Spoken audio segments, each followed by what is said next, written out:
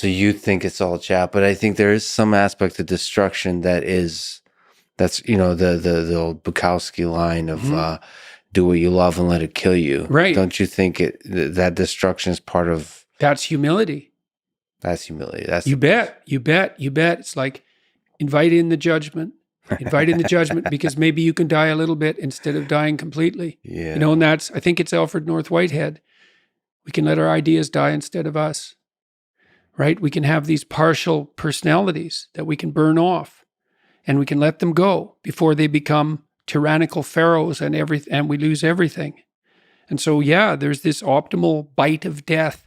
And who knows what it would mean to optimize that? Like, what if it was possible that if you died enough all the time, that you could continue to live? And the thing is, we already know that biologically, because if you don't die properly all the time, well, it's cancerous outgrowths and like it's a very fine balance between productivity on the biological front and the culling of that, right? Life is a real balance between growth and death. And so what would happen if you got that balance right? Well, we kind of know, right? Because if you live your life properly, so to speak, and you're humble enough to let your stupidity die before it takes you out, you will live longer. That's just a fact. Well, but then what's the ultimate extension of that? And the answer is we don't know. We have no idea. Well, let me ask you a difficult question, because... As opposed to the easy ones that you've been asking so far. Well, Dostoevsky is always just a warm-up. So if death every single day is the way to progress through life, you have become quite famous. Death and hell.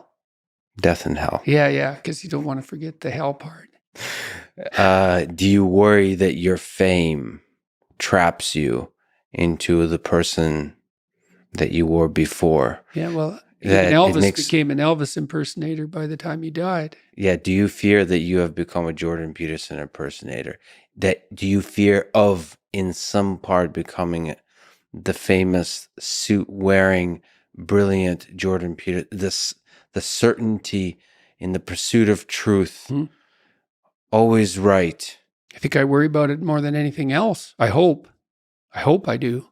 I better. Has fame to some degree, when you look at yourself in the mirror, in the quiet of your mind, has it corrupted you?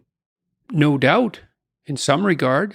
I mean, it's a very difficult thing to avoid, because things change around you. People are much more likely to do what you ask, for example, right? And so that's a danger, because one of the things that keeps you dying properly is that people push back against you optimally. This is why so many celebrities spiral out of control, especially the tyrannical types that, say, run countries. Everyone around them stops saying, yeah, you're deviating a little bit there. They laugh at all their jokes. They open all their doors. They always want something from them.